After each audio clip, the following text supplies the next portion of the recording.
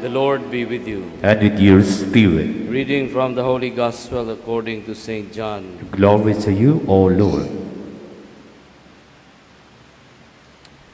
There was a Pharisee named Nicodemus, a ruler of the Jews.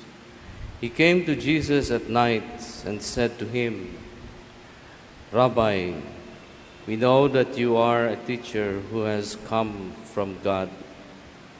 For no one can do these signs that you are doing unless God is with him.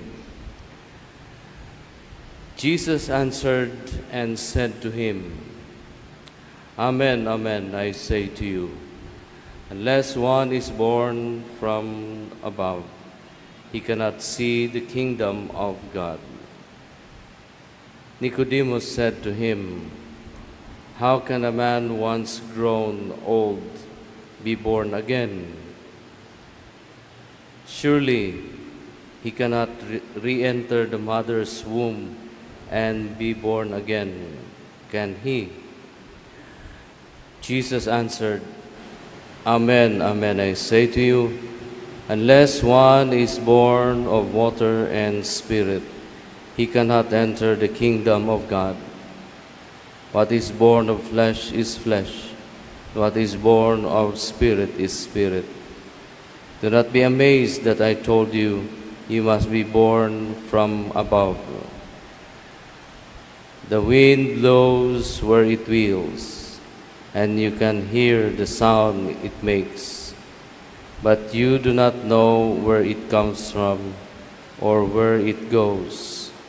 So it is with everyone who is born of the Spirit. Brothers and sisters, the Gospel of the Lord. Praise to you, Lord Jesus Christ. Good morning, brothers and sisters. Today we have a votive Mass for Santo Niño. Know that today is the 460th anniversary of the finding of the image of Santo Niño. The original is here, no? Na inyong linyahan mo na siya original. 460 years ago, the image was found. And it's a revelation sa kapagpadayag sa Ginoo nga siya nag-uban gyud sa katawhan. That God is always present. God is always alive. He is not dead. And that reality came to the Philippines more than 460 years na. Pag-abot nila Magellan, gibunyagan ang mga Pilipino, mga ninuno nato dinhi, unya gihatag na image si Santo Niño. And it represents the presence of God. So as we see, as we contemplate, as we look at the image of Santo Niño, we can see the presence of God. And a lot of us, brothers and sisters, we long to see the face of God. Gusto tang makita nato ang naong sa Ginoo. And somehow, it would bring us closer to the image of the Santo Niño and contemplate and sudungon ng iyang panagway ug diha sa iyang panagway makita nato ang Ginoo.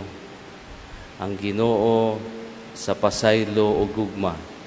My brothers and sisters, in the Gospel, Nicodemus would always come to Jesus during night time.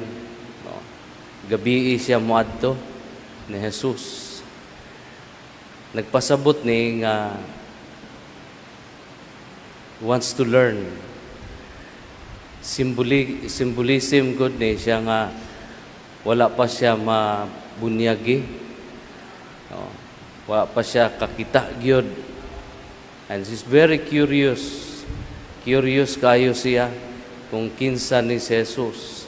Curious siya about God, no? He wants to learn.